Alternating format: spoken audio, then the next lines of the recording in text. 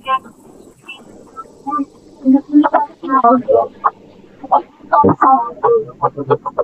बच्चों, आज हम एक नया चैप्टर शुरू करने वाले हैं केमिस्ट्री के लिए, विच इज बायोमोलिक्यूल्स।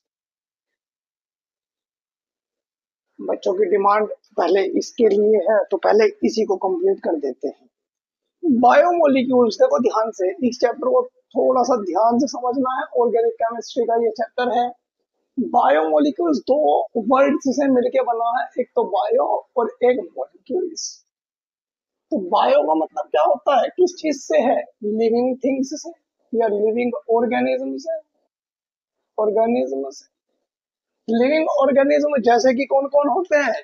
जो जीते हैं, जिसे सांस लेते हैं, जो रेस्पिरेशन करते हैं, वे कौन कौन से हो सकते हैं? ह्यूमन हो सकते हैं, एनिमल हो सकते हैं, प्लांट्स हो सकते हैं, फंगी हो सकते हैं, है ना, बैक्टीरिया हो सकते हैं,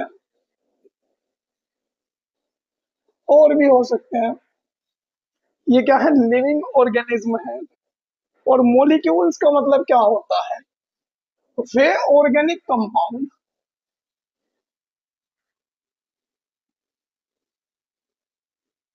जो नेचुरली अकर होते हों, विचार naturally occur and essential to living organism to survive। क्या बताया है? वे ऑर्गेनिक कंपाउंड जो लिविंग थिंग्स के, अब आप जैसे कि हम ह्यूमन या कोई एनिमल है या प्लांट्स है, इनको सरवाइव करने के लिए, एक सेकेंड,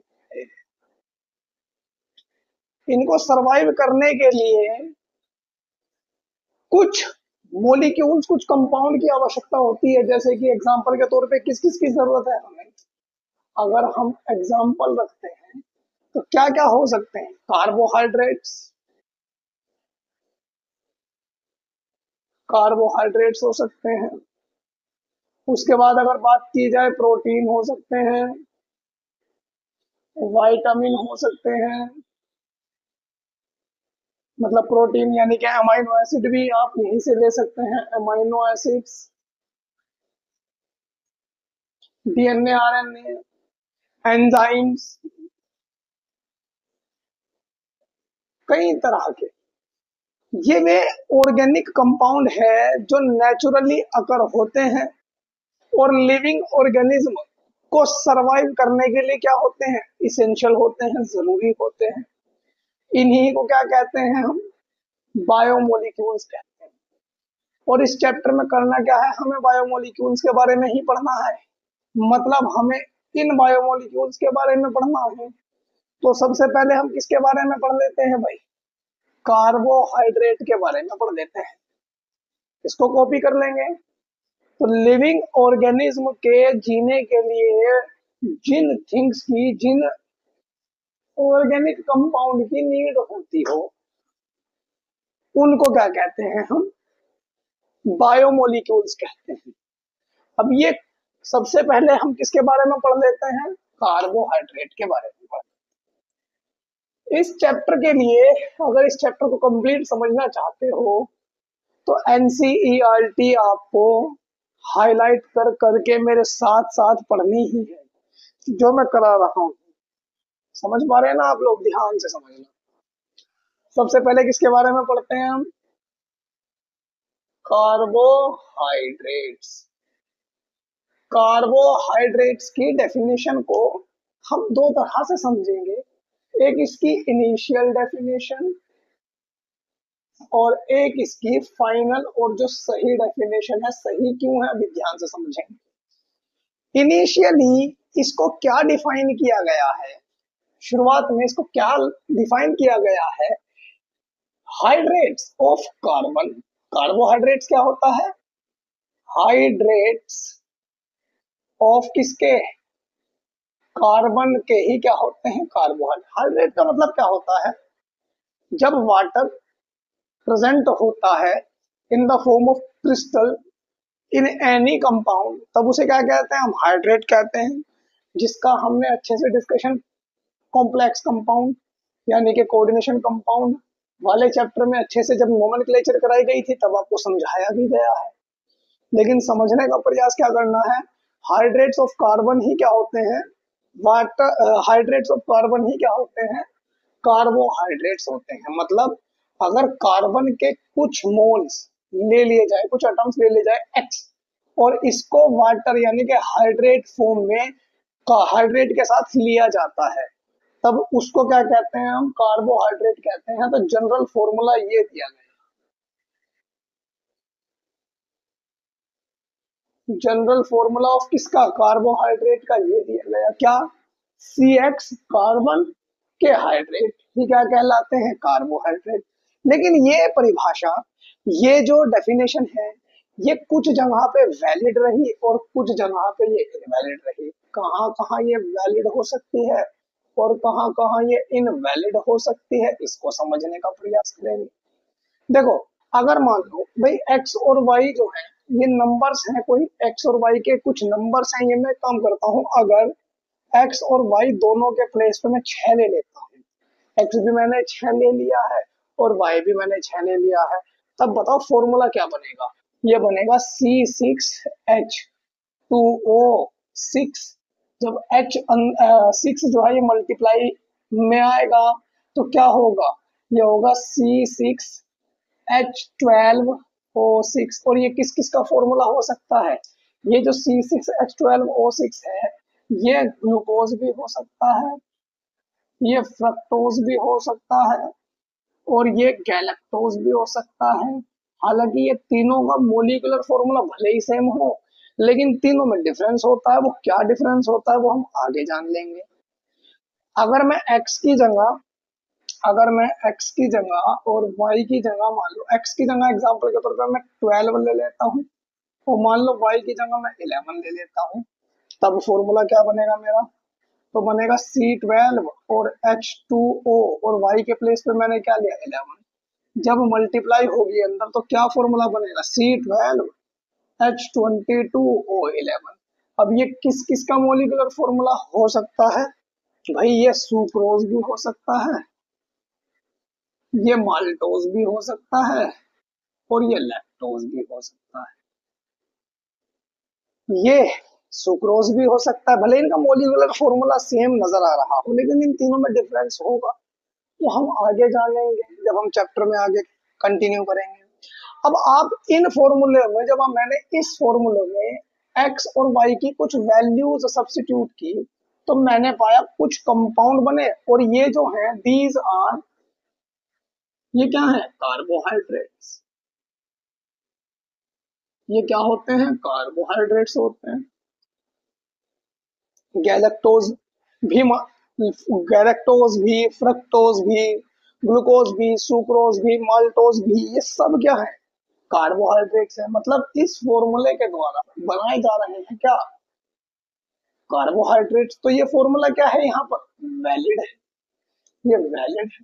लेकिन ये यहाँ पर देखो, अगर जहां पर ये इनवैलिड हो रहा है, कहाँ हो रहा है, मान लो अगर ये x की जगह मान लो और y के प्लेस पर मैं 1 ले लेता हूँ, अगर x और y दोनों के प्लेस पे क्या ले लेता हूँ, 1 ले लेता हूँ, तो क्या होता है बताओ, C एक H2O भी कितना है, एक हो जाएगा। x के प्लेस पर भी 1 रख दिया और y के प्लेस पर भी 1 रख दिया, तो इसको हम बोल सकते हैं HCHO। दो H है ना, तो HCHO। और ये HCHO क्या होता है, फॉर्मल्डिहाइड होता है, फॉर्मल्डिहाइड होता है, जो कि ये कार्बोहाइड्रेट नहीं होता है। अगर मान लो मैं x और y दोनों के प्लेस पर 2 रख देता हूं, तब क्या बनता है फॉर्मूला, तो बनेगा C2H2O और 2। तो C तो 2 है, H 4 हो गए और O 2 हो गए, जिसको ऐसे लिखा जा सकता है CH3COOH। मतलब एसिटिक एसिड, एसिटिक एसिड जिसको हम सिरका बोलते हैं जनरली, सिरका विनेगर। अब ये कार्बोहाइड्रेट्स नहीं होते हैं भाई, सिरके के बगैर ऐसा थोड़े ना कि जीने के लिए जरूरी चाहिए ही चाहिए, जिसके बगैर हम सरवाइव नहीं कर पाएंगे। कर पाएंगे, क्यों नहीं कर पाएंगे।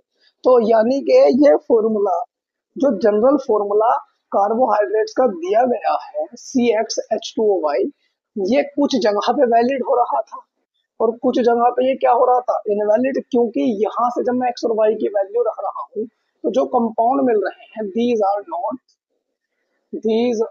Not carbohydrates, these are not carbohydrates.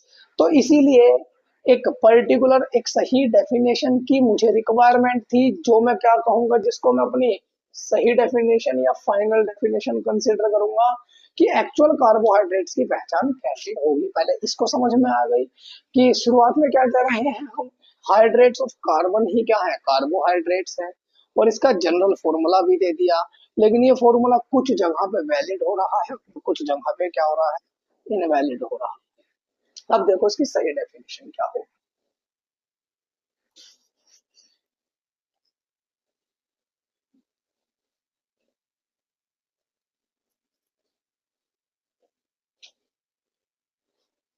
तो carbohydrates are the compounds which are, carbohydrates कौन से कंपाउंड होते हैं जो, पहली बात तो ये ऑप्टिकली एक्टिव होने चाहिए। ऑप्टिकली एक्टिव का मतलब क्या होता है कि अगर इन का इन कंपाउंड्स के मैं सॉल्यूशन क्रिएट करता हूं और उन सॉल्यूशन को किसके रास्ते में रख देता हूं, प्लेन ऑफ पोलराइज लाइट के रास्ते में रख देता हूं, तब ये सॉल्यूशन जो है प्लेन ऑफ पोलराइज लाइट को या तो क्लॉकवाइज या एंटी क्लॉकवाइज डायरेक्शन में क्या कर देने चाहिए, रोटेट कर देने चाहिए। अगर डायरेक्शन क्लॉकवाइज में रोटेट करते हैं तब इन सॉल्यूशंस को कहा जाएगा कि ये डेक्स्ट्रो रोटेटरी सॉल्यूशन है, और अगर एंटी क्लॉकवाइज डायरेक्शन में रोटेट कर देंगे तो क्या कहा जाएगा, ये कि ये लीवो रोटेटरी सॉल्यूशन है। मतलब ऑप्टिकली एक्टिव होना चाहिए, भले ही वो डेक्स्ट्रो हो या लीवो, या तो डेक्स्ट्रो रोटेटरी हो या फिर क्या हो, लीवो रोटेटरी हो, दोनों में से एक भी होना चाहिए। दूसरी बात, दूसरा पॉइंट, ये एल्डिहाइड या कीटोन ग्रुप कंटेन करने चाहिए।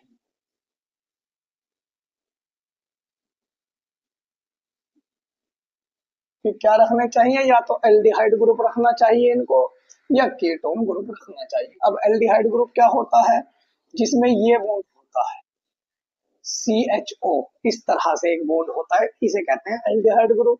और कीटोन ग्रुप की क्या बॉन्डिंग होगी, जिसमें कार्बन ये इस तरह से जुड़ रहा होगा, आगे भी कार्बन से जुड़ रहा होगा और पीछे भी ये कार्बन से जुड़ रहा होगा।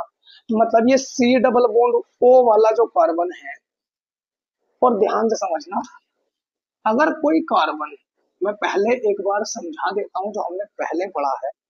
अगर कोई carbon, carbon is a tetravalent compound, आप जानते हैं कार्बन को टेट्रावैलेंसी करनी होती है, कार्बन 4 बॉन्ड बनाता है क्योंकि कार्बन की लास्ट शेल में 4 इलेक्ट्रॉन्स प्रेजेंट है। अगर वो इस तरह से बॉन्ड बना रहा है, मान लो कि चारों सबसीक्वेंट जो उससे जुड़ रहे हैं ये चारों अलग अलग, जैसे एक साइड में मान लो H जोड़ दिया, एक साइड में OH जोड़ दिया, एक साइड में मान लो क्लोरीन जोड़ दिया, एक साइड में मान लो ब्रोमीन जोड़ दिया, तो चारों सब्सिक्वेंट अलग अलग है। तो इस कार्बन को क्या कहते थे हम, कायरल कार्बन। क्या कहते थे हम, कायरल कार्बन। और एक बात और, अगर किसी कंपाउंड में मान लो एक कंपाउंड है, उस कंपाउंड में N कायरल कार्बन है, कितने कायरल कार्बन है, N कायरल कार्बन है, तो उस कंपाउंड के एनांशियोमर पेयर, एनांशियोमर पेयर कितने होते हैं, एनांशियोमर पेयर्स कितने होते थे भाई, वो होते थे 2 की पावर n। और ये एनांशियोमर पेयर्स क्या होते हैं, ये मैं कोऑर्डिनेशन कंपाउंड में आपको अच्छे से क्लियर कर चुका हूँ। फिलहाल याद रखने वाली बात है कि अगर किसी कंपाउंड में n कायरल कार्बन है तो उस कंपाउंड के एनांशियोमर पेयर कितने होते हैं, 2 की पावर n होते हैं। जब कोई कार्बन, कार्बन टेट्रावैलेंसी है, टेट्रा वैलेंसी क्रिएट करेगा। अगर कोई कार्बन डबल बॉन्ड तो करता है ऑक्सीजन से, और सिंगल बॉन्ड अलग अलग एलिमेंटों से बन रहा है, सिंगल सिंगल, तब इस कार्बन को कहते हैं कार्बोनिल कार्बन। क्या कहते हैं हम इसको? Carbonyl carbon. अब ध्यान से देखोगे आप तो एल्डिहाइड में, ये जो एल्डिहाइड है इसमें भी कार्बोनिल कार्बन नजर आ रहा है। और ये जो कीटोन है, अगर कीटोन को ध्यान से देखोगे, कीटोन ग्रुप में भी क्या नजर आ रहा है आपको? कार्बोनिल कार्बन नजर आ रहा है। तो एल्डिहाइड और कीटोन दोनों ही कार्बोनिल क्या है? कंपाउंड है। दोनों ही कार्बोनिल कंपाउंड है। कोई दिक्कत है फिलहाल यहाँ तक? आगे देखेंगे दोनों में कैसे फर्क हम पता करेंगे एल्डिहाइड और कीटोन में, ये अभी रुको। उसके बाद ये पॉली हाइड्रोक्सी होना चाहिए। पॉली का मतलब कई सारे, पॉली का मतलब मैनी, और हाइड्रोक्सी मतलब OH ग्रुप। तो जो भी कार्बोहाइड्रेट होना चाहिए इसके अंदर कई सारे क्या होने चाहिए? OH ग्रुप होने चाहिए। और लास्ट पॉइंट, जब किसी कार्बोहाइड्रेट को मैं हाइड्रोलाइज करा दूंगा, पानी में गिर दूंगा, तो वो और छोटी छोटी यूनिट्स में क्या हो जाना चाहिए, और छोटे छोटे पार्ट्स में क्या हो जाना चाहिए भाई? ब्रेक्स हो जाना चाहिए। तो ऑन हाइड्रोलाइज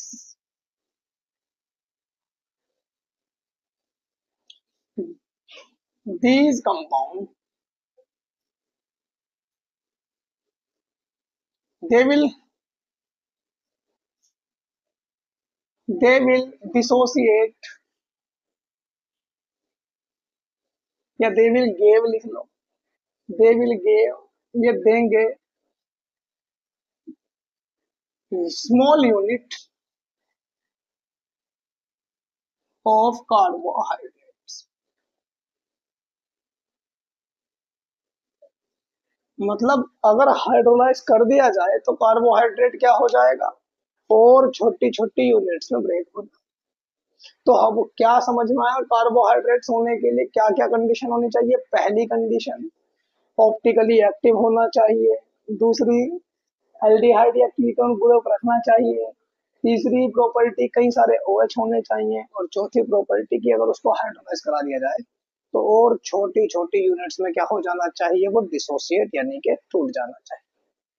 कोई दिक्कत है? कार्बोहाइड्रेट्स के एग्जांपल्स की अगर बात करता हूँ, मैंने अभी बताया है, ग्लूकोज है, फ्रक्टोज है, गैलेक्टोज है, सुक्रोज है, माल्टोज है, लैक्टोज है, स्टार्च है, सेल्यूलोज है, ग्लाइकोजन है, रैफिनोज है, और भी कई सारे हो सकते हैं। कोई दिक्कत है? तो यहाँ तक कोई समस्या नहीं होनी चाहिए। मैंने एग्जांपल्स लिखे हैं, ग्लूकोज लिखा है, फ्रक्टोज लिखा है, गैलेक्टोज लिखा है, सुक्रोज लिखा है, माल्टोज लिखा है, लैक्टोज लिखा है, ग्लाइकोजन लिखा है, स्टार्च लिखा है, सेलुलोज लिखा है, रेफिनोज लिखा है। ये सारे एग्जांपल्स किसके हैं? बेसिकली कार्बोहाइड्रेट्स के हैं। ये सभी याद हो भी जाएंगे आगे चल के, फिलहाल आप समझते रहो। अब अगर हम क्लासिफिकेशन पढ़ते हैं किसकी? कार्बोहाइड्रेट्स की। तो क्लासिफिकेशन जो है, साइज के आधार पे या मोलिकुलर वेट के आधार पे, तो क्लासिफिकेशन ऑफ किसकी? कार्बोहाइड्रेट्स। और वो भी कैसे? On basis upon, on basis upon size या मोलिकुलर वेट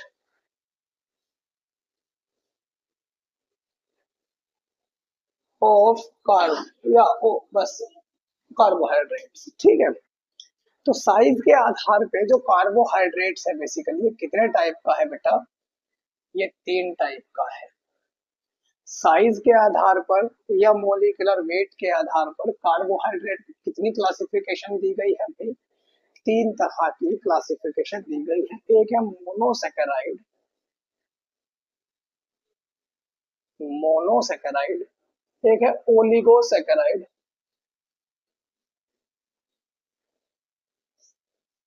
और एक होता है पॉलीसेकेराइड। ये जो सेकेराइड सेकेराइड सेकेराइड हम लगा रहे हैं, ये जो सेकेराइड शब्द है ये लिया गया है सैकरोन वर्ड से। किससे लिया गया है? सैकरोन वर्ड से। और जिसका मीनिंग क्या होता है? Sweet in taste, sweet in taste. Saccharin से ही क्या मिलकर बन गया? सैकराइड बन गया है। अब पहले यहां पर देखेंगे मोनोसैकराइड क्या। जो कार्बोहाइड्रेट की सबसे छोटी या सबसे स्मॉलेस्ट यूनिट होती है, सबसे smallest unit, smallest unit of किसकी? कार्बोहाइड्रेट्स। स्मॉलेस्ट यूनिट है मतलब अब इसको और ज्यादा हाइड्रोलाइज नहीं कर सकते, ये सबसे छोटी ही है। तो these are not further hydrolyse. मतलब क्या है? जो सबसे छोटी यूनिट है कार्बोहाइड्रेट की, उसी को क्या कहते हैं हम? मोनोसेक्साइड कहते हैं।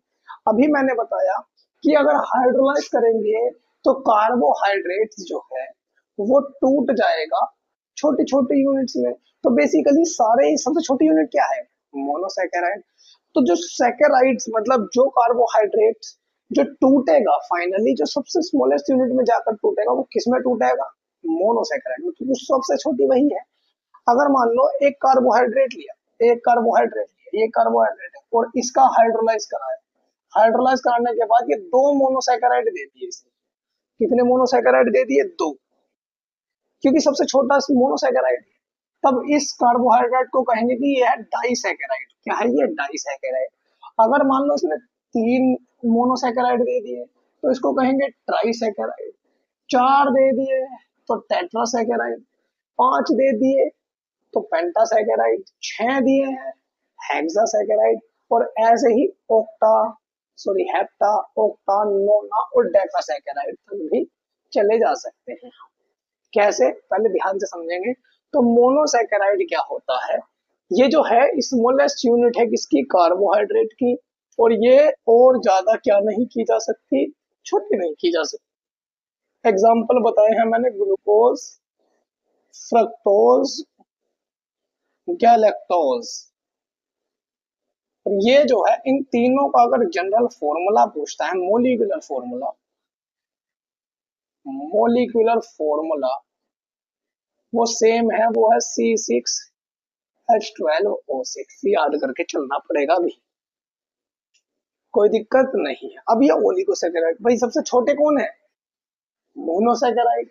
अगर मान लो कोई एक सेकेराइड है, मतलब एक कार्बोहाइड्रेट है, अगर वो 2 से 10 यूनिट, 2 यूनिट दे दे, 3 यूनिट दे दे मोनोसेकेराइड की, 4 दे दे मोनोसेकेराइड की, 5 दे दे, 2 से 10 तक दे दे, तो उसको कहेंगे हम ओलिगोसेकेराइड। ये सब ओलिगोसेकेराइड है। मतलब 2 यूनिट देने वाला भी, अगर मान लो किसी कार्बोहाइड्रेट का आपने हाइड्रोलाइज कराया और वो 2 यूनिट दे रहा है मोनोसेकेराइड की हाइड्रोलाइज होने के बाद, तब उसको भी हम ओलिगोसेकेराइड की कैटेगरी में रखेंगे। 3 को भी, 4 को भी और 2 से 10। इट गेव 2 से कितनी? 10 यूनिट्स ऑफ किसकी भाई? मोनोसेकेराइड्स आफ्टर हाइड्रोलाइज या ऑन हाइड्रोलाइज। हाइड्रोलाइज करने के बाद ये कितने कार्बोहाइड्रेट, कितने मोनोसेकेराइड दे देंगे? 2 से लेकर के कितने तक दे देंगे भाई? 10 तक दे देंगे। अगर मान लो 2 दे रहे हैं, अगर मान लो ओलिगोसेकेराइड में भी कौन कौन हो सकते हैं? अगर 2 यूनिट दे रहे हैं तो उसे क्या कहेंगे? डाइसेकेराइड। डाइसेकेराइड क्या होंगे? जो 2 यूनिट देंगे। ट्राइसेकेराइड क्या होंगे? जो 3 यूनिट देंगे। ऐसे ही अगर मैं बात करता हूँ टेट्रासैकेराइड, पेंटासैकेराइड, और कहां तक चले जाएंगे हम, डेकासैकेराइड तक। कहां तक चले जाएंगे, डेकासैकेराइड तक। मतलब डाइसैकेराइड भी ओलिगोसैकेराइड है, ट्राइसैकेराइड भी ओलिगोसैकेराइड है, और डेकासैकेराइड तक सब क्या है, ये ओलिगोसैकेराइड है। अब डाइसैकेराइड के कुछ एग्जांपल्स आपको याद रखने हैं, जैसे कि सुक्रोज, माल्टोज, लैक्टोज, ये किसके एग्जांपल हैं, डाइसैकेराइड है। मतलब जब मैं इनका हाइड्रोलाइज करूंगा तो ये मुझे कितने मोनोसैकेराइड्स की यूनिट देंगे, दो मोनोसैकेराइड्स की यूनिट देंगे। और इन तीनों का जनरल मोलिकुलर फॉर्मूला क्या होता है, C12H22O। अगर ट्राइसैकेराइड की बात की जाए, ये कितनी यूनिट देंगे मोनोसैकेराइड की, तीन देंगे। इसका एग्जांपल याद रखना है तो रेफिनोज। क्या याद रखेंगे हम, रेफिनोज। अगर बात की जाए किसकी भाई, पॉलीसैकेराइड की, जो 10 से ज्यादा यूनिट देंगे किसकी, मोनोसैकेराइड की, मतलब लार्ज नंबर ऑफ यूनिट देंगे, देंगे मोर देन 10 यूनिट्स और large number of units of monosaccharide on hydrolysed. मतलब अगर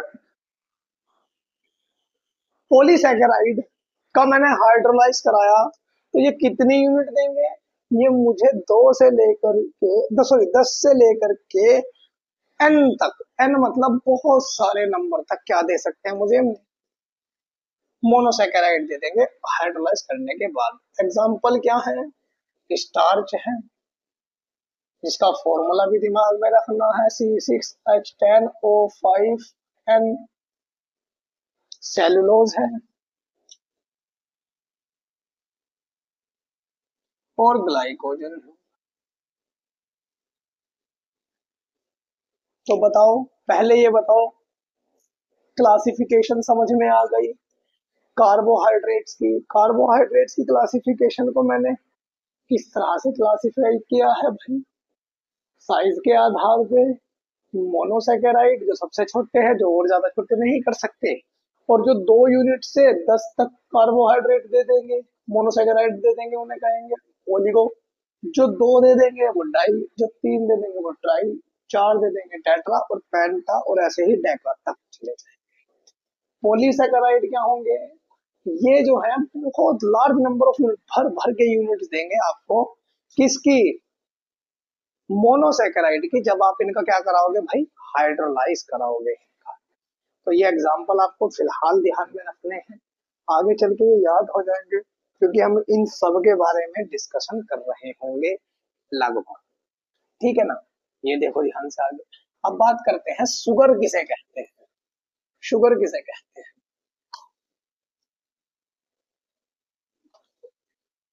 देखो,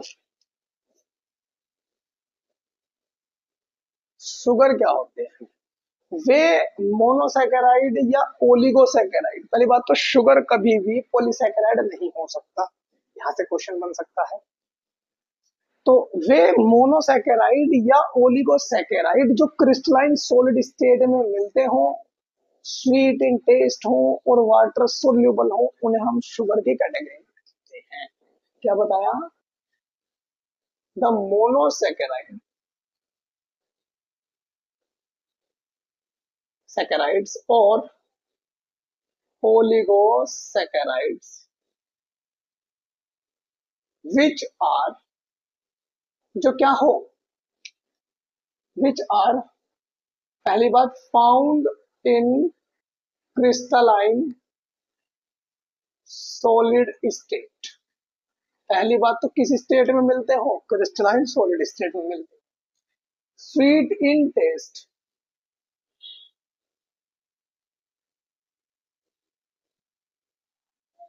स्वीट इन टेस्ट, और लास्ट क्या बताया मैंने, वाटर सल्यूबल। और क्या होने चाहिए, वाटर सल्यूबल। वे मोनोसेकेराइड या ओलिगोसेकेराइड जो क्रिस्टलाइन सॉलिड स्टेट की फॉर्म में मिलते हो, स्वीट इन टेस्ट हो, वाटर सल्यूबल हो, और कंसिडर्ड एज शुगर। ऐसे रखेंगे हम उनको, शुगर के क्लासिफिकेशन रखेंगे, शुगर के, शुगर मान के चलेंगे उनको। और शुगर भी कितने तरह की बताई, these are also following two types. Sugar भी कितनी तरह की होती है, दो तरह की। एक तो होती है भाई रिड्यूसिंग शुगर, और दूसरी कौन सी होती है, नॉन रिड्यूसिंग शुगर। क्या बताया मैंने, सबसे पहले शुगर किसे कहते हैं, वे मोनोसैकेराइड या ओलिगोसैकेराइड जो क्रिस्टलाइन सॉलिड स्टेट की फॉर्म में मिलते हो, वाटर सल्यूबल हो, और स्वीट इन टेस्ट हो, उनको क्या रखा जाता है, किस कैटेगरी में रखा जाता है, शुगर की कैटेगरी में रखा जाता है। और शुगर को कितनी तरह से क्लासिफाई किया गया है, दो तरह से क्लासिफाई किया गया है, तो रिड्यूसिंग शुगर, एक नॉन रिड्यूसिंग शुगर। बहुत ध्यान से समझना, वे शुगर विच रिड्यूस, जो रिड्यूस कर दे, तो किसको, किसको रिड्यूस कर दें, टोलेंस रिएजेंट, फेहलिंग रिएजेंट, और बेंडिक्ट रिएजेंट।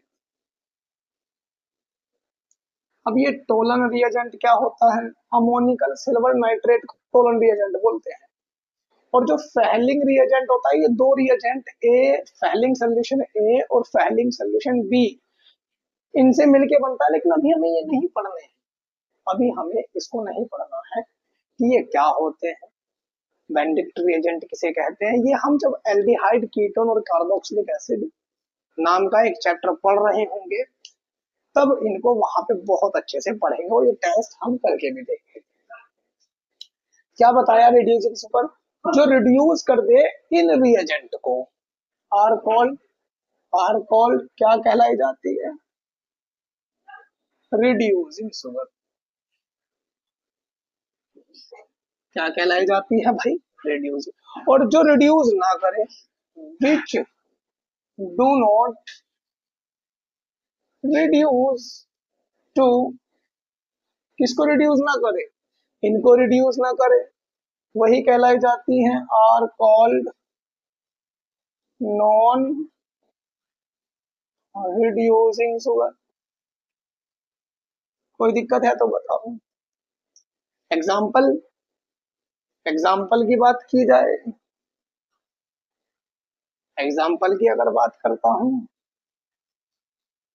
जितने भी मोनोसेकेराइड हैं, ऑल मोनोसेकेराइड अभी लिखवाए थे मैंने, जैसे कौन कौन लिखवाए थे, ग्लूकोज लिखवाया, फ्रक्टोज लिखवाया, गैलेक्टोज लिखवाया।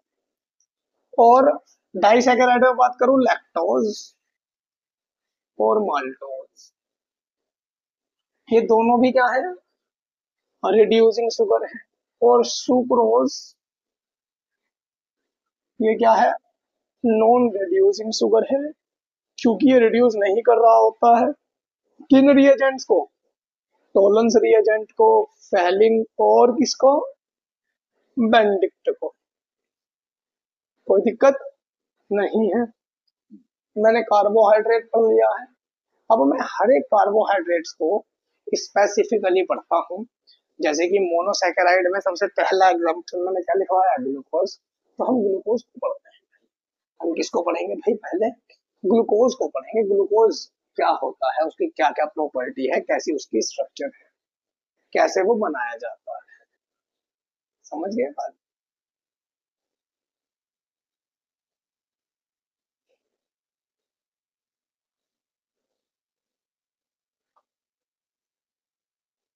सबसे पहले बात करते हैं किसकी, ग्लूकोज। मोलिकुलर फॉर्मूला क्या बताया मैंने इसका, वो बताया C6H12O6। और अगर मोलिकुलर वेट की बात की जाए वो कितना होता है इसका, 180 यूनिट। 180 यूनिट ये तो पता ही है ना। अगर बात की जाए जो ग्लूकोज है इन नेचर, इन नेचर, अगर नेचर की बात की जाए, in nature glucose is found to be in free and combined state. जो ग्लूकोज है नेचर में फ्री स्टेट में भी मिलता है और कंबाइंड स्टेट में भी मिलता है। कैसे मिलता है यहाँ पे ही समझेंगे, अभी यहीं पे समझेंगे। दूसरी बात, अगर इसके सोर्स देखे जाए ग्लूकोज कहाँ कहाँ मिल सकता है, तो ये हनी के अंदर, जो शहद होता है उसके अंदर मिलता है, जो स्वीट फ्रूट्स होते हैं उसके अंदर मिलता है, और लार्ज अमाउंट में कहाँ मिलता है, लार्ज अमाउंट में कहाँ मिलता है ये मिलता है राइप ग्रेप, राइप ग्रेप्स के अंदर। हाँ, राइप ग्रेप्स कैसे होते हैं आपने देखा होगा, एक ग्रेप्स जो होते हैं जो ग्रीन ग्रीन से रहते हैं और एक होते हैं जो येलोश हो जाते हैं। जो ग्रीन ग्रीन से रहते हैं वे तो बड़े खट्टे लगते हैं कई दफा, और जो येलोइश हो जाते हैं वे क्या लगते हैं, बहुत स्वीट लगते हैं। क्योंकि उनमें स्वीट लगने का कारण क्या है, क्योंकि उनके अंदर ग्लूकोज की मात्रा क्या हो जाती है, ज्यादा हो जाती है। अगर इनके मेथड ऑफ प्रिपरेशन पढ़ूं, अगर ग्लूकोज के मेथड ऑफ प्रिपरेशन पढ़ूं, ग्लूकोज को बनाने के तरीके पढ़ूं कैसे बनाते हैं, तो इसके दो मेथड हैं बनाने के। कितने मेथड हैं, दो मेथड है। एक तो है फ्रॉम सुक्रोज, सुक्रोज से बनाएंगे। अब सुक्रोज का फॉर्मूला क्या होता है, C12H22O11। ये सुक्रोज है, क्या है, सुक्रोज है। और सुक्रोज मैंने बताया अभी एक क्या होता है, ये डाइसैकेराइड होता है।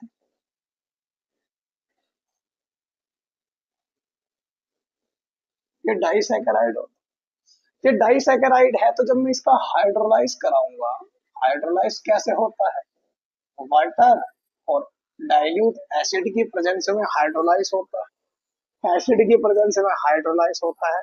तो ये जो सुक्रोज है ये डाइसैकेराइड है, डाइसैकेराइड है तो कितने मोनोसैकेराइड देगा, दो मोनोसैकेराइड देगा। एक तो दिया इसने ग्लूकोज और एक दिया इसने फ्रक्टोज। क्या क्या दिया इसने, फ्रक्टोज और ग्लूकोज। अब ये बताओ, मैंने एक टेस्ट ट्यूब में सुक्रोज लिया था, उसी में वाटर गिर दिया और एसिड भी उसी में डिसोल्व किया डाइल्यूट में, और जब मैंने उनकी रिएक्शन कराई तो ग्लूकोज और फ्रक्टोज बने। ये एक ही टेस्ट ट्यूब में, उसी टेस्ट ट्यूब में बने होंगे, अलग अलग नहीं बने होंगे। इसका मतलब ये कहा जा सकता है कि ग्लूकोज और फ्रक्टोज उसी जगह पे बने हैं, ये दोनों मोनोसैकेराइड है। यानी कि ये कहा जा सकता है ग्लूकोज और फ्रक्टोज आपस में किस फॉर्म में है, कंबाइंड फॉर्म में है, कंबाइंड स्टेट में है। मतलब ग्लूकोज कंबाइंड स्टेट में कहाँ से प्राप्त होता है, जब ग्लूकोज को बनाया जाता है फ्रॉम सुक्रोज, और सुक्रोज का जब मैं हाइड्रोलाइज कर देता हूँ तो जब ग्लूकोज बनता है वो कंबाइंड स्टेट में बनता है, और किसके साथ कंबाइंड रहता है, फ्रक्टोज के साथ रहता है। कैसे कंबाइंड रहता है, किस बॉन्डिंग के साथ कंबाइंड रहता है, वो हम आगे देखेंगे। वो बॉन्डिंग जिससे ये आपस में कंबाइन है, किसी ना किसी बॉन्ड से तो आपस में जुड़ रहे होंगे नहीं, उस बॉन्डिंग को हम आगे समझेंगे। पहले यहाँ पे बताओ, दूसरा मेथड ऑफ प्रिपरेशन है फ्रॉम स्टार्च। फ्रॉम किससे, स्टार्च से। स्टार्च का फॉर्मूला मैंने बताया C6H10O5N। और ये क्या होता है, पॉलीसैकेराइड होता है। जब पॉलीसैकेराइड है, ये क्या है, पॉलीसैकेराइड है। और जब मैं इसका हाइड्रोलाइज कराऊंगा, मैंने N मोल्स लिए वाटर के क्योंकि पॉलीसैकेराइड है, और मान लो डाइल्यूट एसिड लिया मैंने, डाइल्यूट H2SO4 ले लिया, टेम्परेचर 323 केल्विन रखा मैंने, 393 393 केल्विन टेम्परेचर रखा, और यहाँ पर प्रेशर भी लगेगा, मान लो 2 से 3 atm प्रेशर मैंने भी लिया, प्रेशर की भी नीड है। अब ये बताओ, ये पॉलीसैकेराइड है, जब पॉलीसैकेराइड है तो ये कितने मोनोसैकेराइड देगा? लार्ज नंबर ऑफ मोनोसैकेराइड देगा। तो ये पॉलीसैकेराइड दे देता है ग्लूकोज C6H12O6 के n moles, n molecules, glucose glucose glucose glucose. Glucose glucose जो है ये आपस में जुड़े हैं, लेकिन है तो फ्री स्टेट में ही। फ्री स्टेट में कैसे है? बन तो सिर्फ ग्लूकोज ही रहा है, ग्लूकोज के अलावा भले ही ये एन बन रहे हो, भले ही ये बहुत सारे बन रहे हो, बट बन तो ग्लूकोज ही रहा है ना। तो यहाँ से भी ग्लूकोज बनाया गया है, तो ग्लूकोज को यहाँ से बनाया गया है फ्री स्टेट में। तो इसीलिए मैंने कहा था कि इन नेचर ग्लूकोज जो है वो मिलता है फ्री नेचर में भी, फ्री स्टेट में भी, और कंबाइंड स्टेट में भी, दोनों स्टेट में मिलता है। वो डिपेंड करता है कि अगर आप उसको सुक्रोज से बना रहे हो, सुक्रोज से अगर प्राप्त कर रहे हो, गन्ने की शक्कर से आप प्राप्त कर रहे हो, तो फिर मुझे जो ग्लूकोज प्राप्त होगा वो फ्री स्टेट में ना होकर के किस स्टेट में प्राप्त होगा? कंबाइन स्टेट में। किसके साथ कंबाइन होगा भाई? फ्रक्टोज के साथ कंबाइन होगा। और अगर आप उसे स्टार्च से बना रहे हो तो वो फ्री स्टेट में प्राप्त होगा। यहाँ तक कोई समस्या नहीं होती है। किसके किसके बारे में? ग्लूकोज के बारे में। किसके बारे में? ग्लूकोज के बारे में। अब ग्लूकोज दिखता कैसा है? ग्लूकोज की स्ट्रक्चर कैसी है? ग्लूकोज एक कार्बोहाइड्रेट है। जब ग्लूकोज एक कार्बोहाइड्रेट है तो कार्बोहाइड्रेट का मतलब ये ऑप्टिकली एक्टिव भी होना चाहिए, मतलब या तो डेक्स्ट्रोरोटेटरी होना चाहिए या ये लीवोरोटेटरी होना चाहिए, या तो डेक्स्ट्रोरोटेटरी होना चाहिए ये, या लीवोरोटेटरी होना चाहिए। दूसरी बात, ये या तो एल्डिहाइड ग्रुप रखना चाहिए या इसको कीटोन ग्रुप रखना चाहिए। तीसरी बात, इसके अंदर कई सारे OH होने चाहिए, मैनी पॉलीहाइड्रोक्सी ना, ये कई सारे OH होने चाहिए। और खैर ये ब्रेक तो होगा नहीं, क्यों? क्योंकि ये मोनोसैकेराइड है, स्मॉलेस्ट यूनिट ऑफ कार्बोहाइड्रेट्स है, दैट्स व्हाई ये क्या नहीं होगा, ये और ज्यादा हाइड्रोलाइज नहीं किया जा सकेगा। कोई समस्या यहाँ तक नहीं होनी चाहिए। अब ध्यान से समझना, प्रैक्टिकल से ये बात पता चली है कि ग्लूकोज जो है, ग्लूकोज जो है, नेक्स्ट पॉइंट यहाँ पे पढ़ा रहा हूँ, ग्लूकोज इज डेक्स्ट्रोरोटेटरी। ग्लूकोज क्या है? डेक्स्ट्रोरोटेटरी है। मतलब अगर ग्लूकोज का एक्वस सोल्यूशन बनाया जाए, ये एक्वस सोल्यूशन बनाया मैंने किसका? एक्वस सोल्यूशन है ग्लूकोज का, और मैंने इसको किसके रास्ते में रख दिया? प्लेन ऑफ पोलराइज लाइट के रास्ते में रख दिया। तब ये जो प्लेन ऑफ पोलराइज लाइट है, ये किस डायरेक्शन में? ये क्लॉकवाइज डायरेक्शन में बेंड हो जाएगी। किस डायरेक्शन में बेंड हो जाएगी? क्लॉकवाइज डायरेक्शन में बेंड हो जाएगी। और बेसिकली ये कितना बेंड होगी? ये प्लस का 52.4 डिग्री बेंड होगी, 52.5 डिग्री, सॉरी, प्लस का 52.5 डिग्री बैंड होती है। और ये एंगल कैसे मेजर किया गया है? ये मेजर किया जाता है with the help of polarimeter. कौन सी डिवाइस से एंगल ऑफ पोलराइजेशन जो है वो मेजर किया जाता है? With the help of a device which is known as polarimeter. तो पोलैरीमीटर से ये बात पता चल गई है कि ग्लूकोज जो है एक डेक्स्ट्रोरोटेटरी एक्वस सॉल्यूशन को क्रिएट करता है with dextro rotation angle, with dextro rotation angle कितना? प्लस का, भाई प्लस का होगा क्योंकि डेक्स्ट्रो रोटेटरी है, प्लस का 52.5 डिग्री। याद रखना ये वाली बात भी। फिलहाल कोई समस्या यहाँ तक नहीं होनी चाहिए। अब इसको मैं रब कर देता हूँ कंप्लीटली, इस वाले हिस्से की भी रब कर दूंगा, क्योंकि मुझे स्ट्रक्चर समझनी है ग्लूकोज की। ग्लूकोज की स्ट्रक्चर समझने के लिए ग्लूकोज पर एक्सपेरिमेंट्स किए गए। फिशर ने एक्सपेरिमेंट किए। किसने किए? फिशर ने कुछ एक्सपेरिमेंट किए, बेसिकली 6 एक्सपेरिमेंट किए। 6 एक्सपेरिमेंट करने के बाद बताया कि ग्लूकोज की स्ट्रक्चर कैसी होनी चाहिए। वो क्या क्या है, 6 के 6 एक्सपेरिमेंट्स में पढ़ूंगा, फिशर के 6 एक्सपेरिमेंट्स में पढ़ता हूँ और जानने की कोशिश करता हूँ कि what type of structure contain glucose according to Fisher.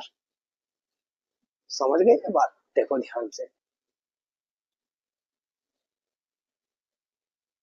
सबसे पहले ग्लूकोज को लिया गया इस फॉर्म का CHO चार और CH2OH, ये ग्लूकोज है।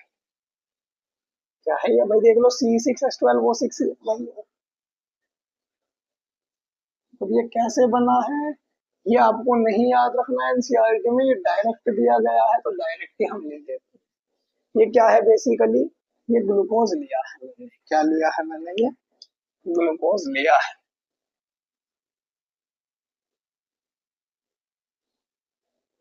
अब इसके 6 एक्सपेरिमेंट करते हैं। पहला एक्सपेरिमेंट में, एक्सपेरिमेंट नंबर, जब इसकी रिएक्शन हाइड्रोजन आयोडाइड से कराई, HI से कराई। किससे? जब ग्लूकोज की रिएक्शन किससे कराई गई? हाइड्रोजन आयोडाइड से कराई गई। तो पाया गया कि ग्लूकोज जो है वो एन हेक्सेन बना देता है। क्या बना देता है भाई? एन हेक्सेन बना देता है। एन हेक्सेन बना देता है। With the reaction of HI, glucose क्या बना देता है? N hexane. एन का मतलब नॉर्मल चेन, सीधी चेन, सीधी चेन बना देता है 6 कार्बन की। जिससे क्या पता चलता है? रिजल्ट क्या निकलता है? रिजल्ट ये निकलता है, रिजल्ट ये निकलता है कि जो ग्लूकोज की स्ट्रक्चर आएगी, जो ग्लूकोज की क्या आएगी? स्ट्रक्चर आएगी, उसमें 6 कार्बन होंगे और वे एक सीधी चेन में होंगे। जब मैं ग्लूकोज की स्ट्रक्चर बनाऊंगा अभी, तो उसमें 6 कार्बन होंगे और 6 के 6 एक सीधी चेन में होंगे। कि glucose contain a straight chain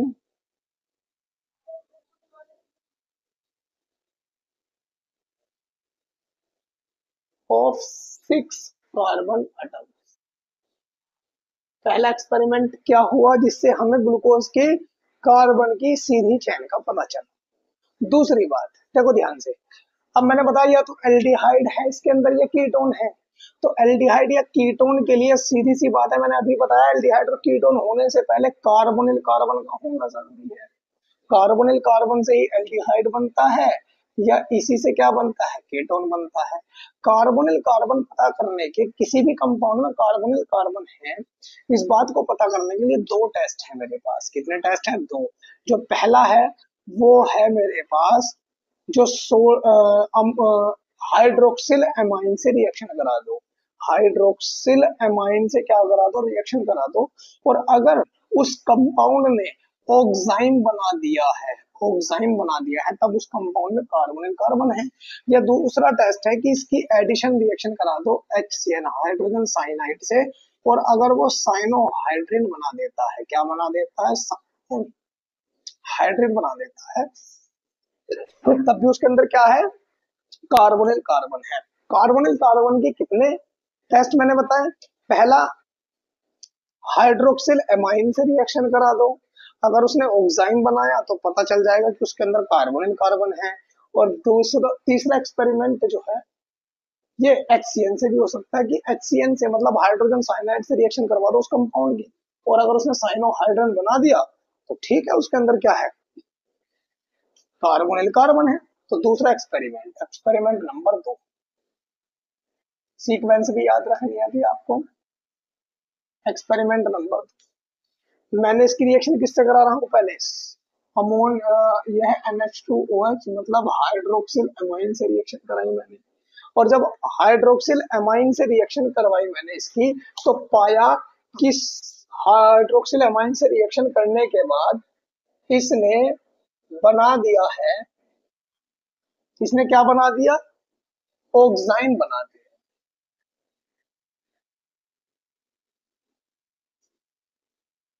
ये क्या बना दिया इसने बेटा? ऑक्साइन। फिलहाल आप ये जस्ट याद करके चलेंगे, कैसे होते हैं वो हम अलग से सीखेंगे। तो इसने क्या बनाया? ऑक्साइन बनाया। जिससे क्या रिजल्ट मिलता है? रिजल्ट क्या मिलता है कि ग्लूकोज के अंदर जब कोई भी कंपाउंड एनी कंपाउंड मैंने बताया, जब हाइड्रोक्सिल अमाइन से रिएक्शन करके अगर ऑक्साइन बनाता है तो वो जो कंपाउंड है वो कार्बोनिल कार्बन रखे हुए है। अब ग्लूकोज ने हाइड्रोक्सिल अमाइन से रिएक्शन करके ऑक्साइन बनाया, तो इससे रिजल्ट क्या पता चलता है कि glucose contain carbonyl carbon, carbonyl carbon. और कार्बोनिल कार्बन का ही तीसरा एक्सपेरिमेंट भी है, कंफर्मेशन कर लेते हैं। तीसरा एक्सपेरिमेंट क्या है, देखो ध्यान से, इसकी एडिशन रिएक्शन किससे करा देता हूँ, मैंने बताया एडिशन रिएक्शन किससे करा दो, HCN से। और अगर HCN से रिएक्शन करवाई गई, हाइड्रोजन साइनाइड से रिएक्शन कराई मैंने, जब HCN से रिएक्शन कराई तो एडिशन रिएक्शन हुई, और एडिशन रिएक्शन करने के बाद इसने क्या बना दिया, इसने बना दिया साइनोहाइड्रिन। क्या बना दिया बेटा, साइनोहाइड्रिन। ये क्या होता है, साइनोहाइड्रिन, साइनोहाइड्रिन। अब इससे क्या पता चला, इससे रिजल्ट क्या पता चला, मैंने अभी बताया है। रिजल्ट क्या मिलेगा, अच्छा ये बताओ, जब कोई भी कंपाउंड HCN से रिएक्शन करके अगर साइनोहाइड्रिन बना रहा है तो वो किसकी कन्फर्मेशन करता है कि उस कंपाउंड के अंदर क्या है, कार्बोनिल कार्बन है। ग्लूकोज ने HCN से रिएक्शन की और साइनोहाइड्रिन बना दिया, इसका मतलब ग्लूकोज जो है कंटेन करता है, रखता है कार्बोनिल कार्बन। अगर कार्बोनिल कार्बन कंफर्म करता है, कार्बोनिल कार्बन की कंफर्मेशन के लिए ग्लूकोज के कितने एक्सपेरिमेंट कराए मैंने, 2। याद रखना ये बात, अगर पेपर में आएगा कि ऐसे 2 रिएक्शंस को लिखो जिससे कंफर्मेशन होती हो कि ग्लूकोज कंटेन कार्बोनिल कार्बन, तो मैं इन दोनों रिएक्शंस को लिखूंगा। अब फोर्थ एक्सपेरिमेंट, एक्सपेरिमेंट नंबर कौन सा है, 4 एक्सपेरिमेंट। अब देखो ध्यान से, अब कार्बोनिल कार्बन तो है, ये तो पक्का पता चल गया कि कार्बोनिल कार्बन है। अब कार्बोनिल कार्बन में एल्डिहाइड है या कीटोन है, इस बात का भी तो पता करना है, क्योंकि जो कार्बोहाइड्रेट होते हैं, या तो भाई कार्बोनिल कार्बन तो ये रहा, अब या तो ये एल्डिहाइड रखेगा या ये क्या रखेगा, कीटोन ग्रुप रखेगा, या तो ये एल्डिहाइड ग्रुप रखेगा या कीटोन ग्रुप रखेगा।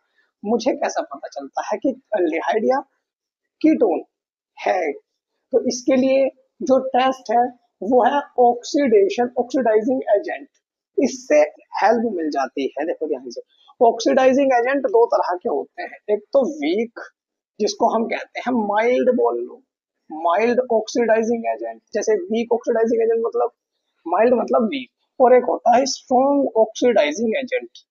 माइल्ड ऑक्सीडाइजिंग एजेंट जैसे कि ब्रोमीन वाटर, और स्ट्रॉन्ग ऑक्सीडाइजिंग एजेंट जैसे कि कंसंट्रेटेड सल्फ्यूरिक एसिड या कंसंट्रेटेड नाइट्रिक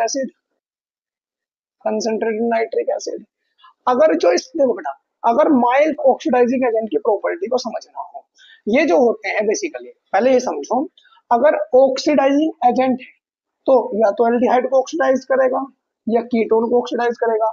एल्डिहाइड और कीटोन दोनों के दोनों ऑक्सीडाइज होकर के हमेशा क्या बनाते हैं, याद रखना, कार्बोक्सिलिक एसिड बनाते हैं, मतलब COOH ग्रुप बनाते हैं, कार्बोक्सिलिक एसिड ग्रुप बनाते हैं। तो अगर कोई ऐसा ऑक्सीडाइजिंग एजेंट है जो एबल हो एल्डिहाइड को भी ऑक्सीडाइज कर दे, तो वो भी कार्बोक्सिलिक एसिड को कन्वर्ट कर देगा उस एल्डिहाइड को, और कीटोन को भी अगर कोई कर सके तो वो भी इसको कन्वर्ट कर देगा किसमें, कार्बोक्सिलिक एसिड। अब बहुत ध्यान से समझना, जो माइल्ड ऑक्सीडाइजिंग एजेंट होते हैं, मतलब वीक ऑक्सीडाइजिंग एजेंट होते हैं, ये केवल और केवल एल्डिहाइड को ही क्या कर सकते हैं, ऑक्सीडाइज कर सकते हैं, कीटोन को ऑक्सीडाइज नहीं कर सकते हैं। लेकिन जो जो स्ट्रॉन्ग ऑक्सीडाइजिंग एजेंट होते हैं, ये एल्डिहाइड को भी और कीटोन ग्रुप दोनों को क्या कर सकते हैं, ऑक्सीडाइज कर सकते हैं।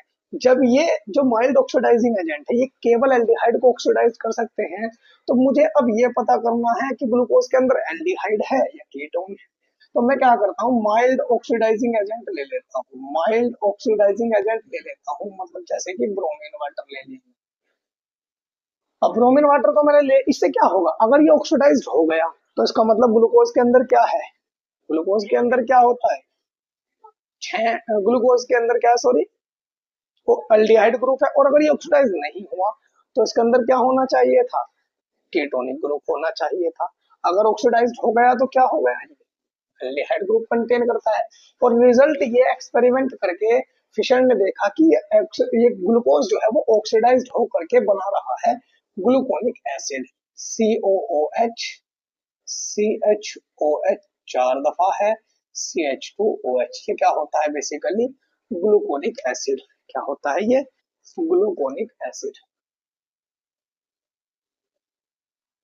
अब ये जो ग्लूकोनिक एसिड है ये ऑक्सीडाइज्ड हो गया है, मतलब सॉरी, ग्लूकोज जो है ऑक्सीडाइज्ड हो गया किसमें, ग्लूकोनिक एसिड में। कार्बोक्सिलिक एसिड का ही टाइप है देखो।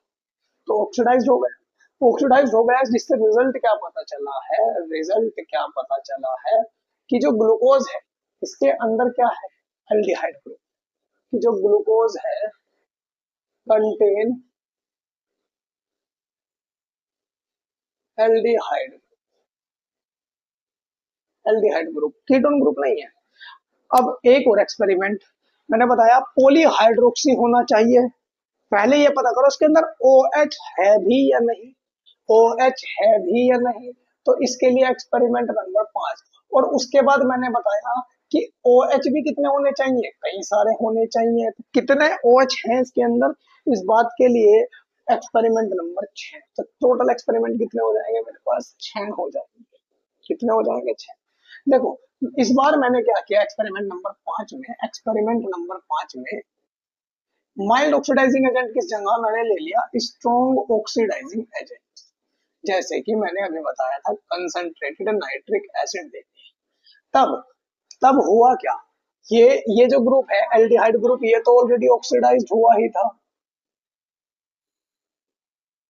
और ये जो OH ग्रुप है ये भी ऑक्सीडाइज्ड हो गया, ऑक्सीडाइज्ड हो गया ये रहा। और ये बन गया सैकरिक एसिड। क्या बन गया, सैकरिक एसिड। सैकरिक एसिड बनने से इस बात की कंफर्मेशन हो जाती है कि इसके अंदर क्या है, OH ग्रुप भी है।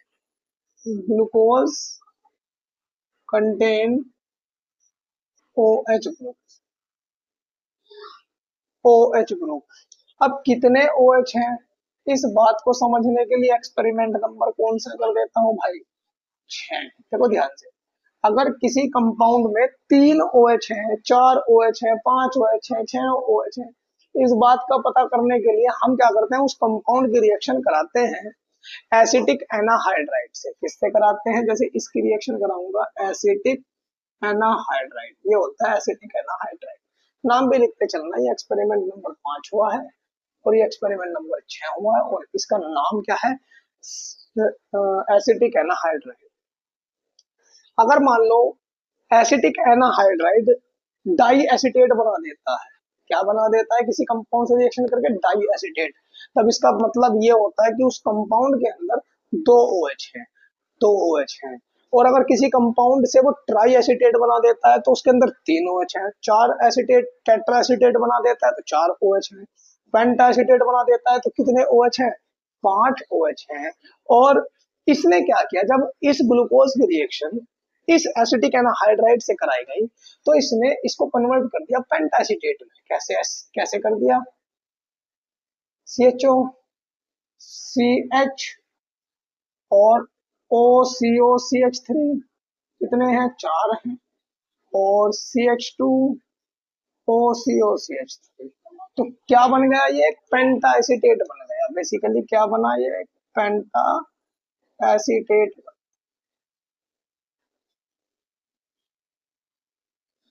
हालांकि ये नॉट वेरी स्टेबल बना, ये नॉट वेरी स्टेबल, ये याद रखना, ये बहुत स्टेबल नहीं था। बट इससे पता क्या चला, रिजल्ट क्या मिला मुझे, रिजल्ट ये मिला जब पेंटासिटेट बना तो ग्लूकोज के अंदर कितने OH हैं, glucose contain, glucose contain 5 OH group. क्योंकि पेंटासिटेट बना है तो कितने OH ग्रुप है भाई इसके अंदर, 5 OH ग्रुप है।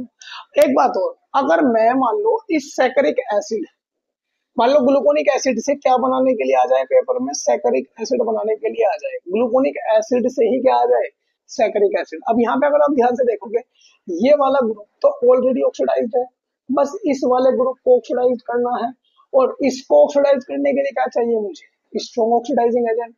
तो इसकी ग्लूकोनिक एसिड की रिएक्शन किससे करा दो, कंसंट्रेटेड नाइट्रिक एसिड से करा दो। किससे करा दो, HNO3 से करा दो। तो जैसे ही ये रिएक्शन किससे करेगा, कंसंट्रेटेड नाइट्रिक एसिड से करेगा, तो इसका ऑक्सीडेशन होगा और ये किस में कन्वर्ट हो जाएगा, सैकरिक एसिड में कन्वर्ट हो जाएगा। तो ग्लूकोनिक एसिड को भी हम कन्वर्ट कर सकते हैं किसमें, सैकरिक एसिड में। अब यहाँ से इस एक्सपेरिमेंट से पता क्या चला, बहुत ध्यान से समझना। पहली बात तो ये पता चली कि ग्लूकोज के अंदर एक कार्बन कार्बन 6 कार्बन की स्ट्रेट चेन है। ग्लूकोज एल्डिहाइड ग्रुप रखता है, क्योंकि वो कार्बोनिल ग्रुप तो रखता है, तो एल्डिहाइड ग्रुप रखता है। और 5 OH है बेसिकली इसके अंदर। कितने OH है, 5 OH है। इन रिजल्ट्स के आधार पे ग्लूकोज की स्ट्रक्चर को हम बनाते हैं। ग्लूकोज की स्ट्रक्चर कैसी होती है, देखो ध्यान से। मैं इसको रब करूंगा पहले, समझ में आई ना ये बात, ठीक है।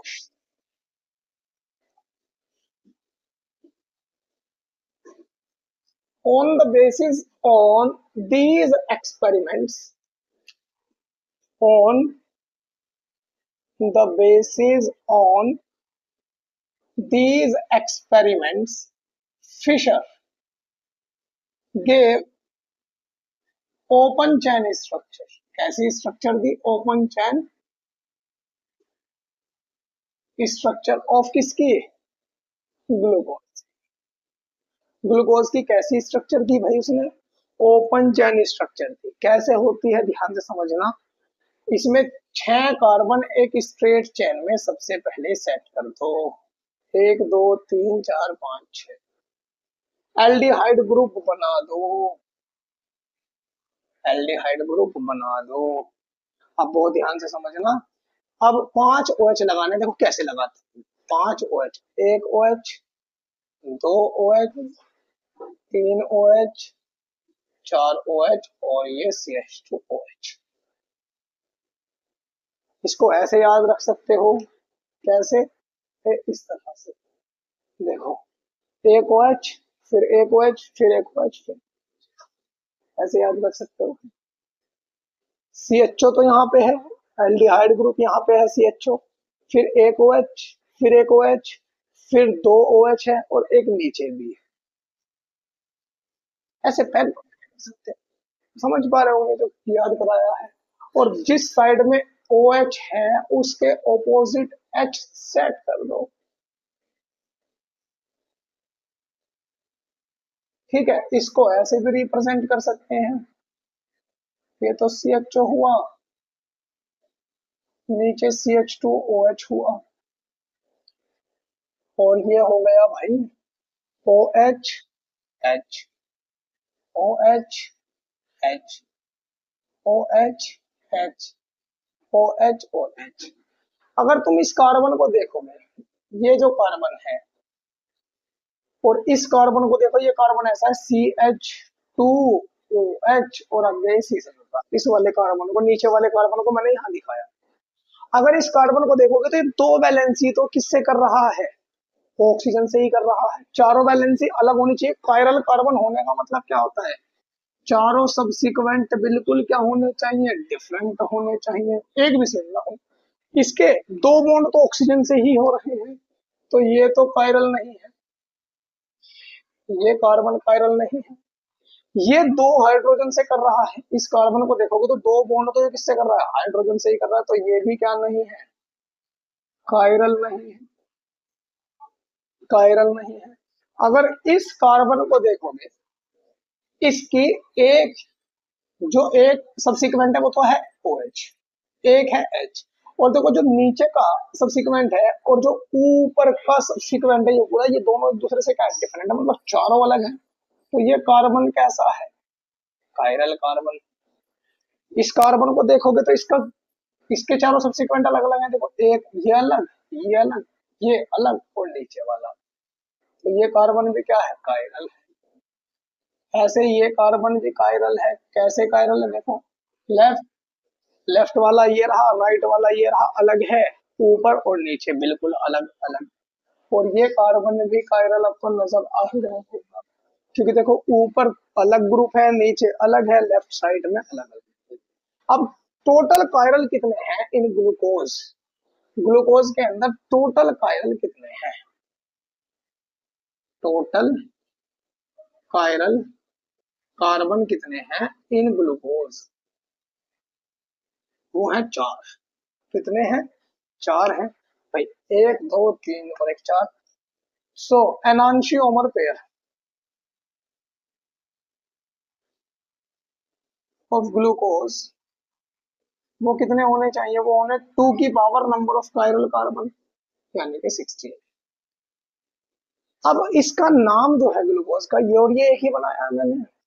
इसमें याद रखना पहला कार्बन ये है, दूसरा ये है, थर्ड फोर्थ फिफ्थ सिक्स्थ, ये नंबर भी याद रखना। इसका नाम है डी पॉजिटिव ग्लूकोज। अब ये डी का मतलब क्या होता है? पॉजिटिव का मतलब होता है, डी का मतलब देखो बेटा होता है ये ग्लिसरॉल्डिहाइड से एक्सप्लेन करूंगा लेकिन वीडियो बहुत लंबी होगी, तो इसीलिए इसको मैं नेक्स्ट वीडियो में भी ऐड करूंगा, तब मैं आपको और डिटेल में समझाऊंगा, क्योंकि ये बहुत ज्यादा बड़ी हो जाएगी कंप्लीट एक्सप्लेनेशन करते करते। ठीक है ये बात।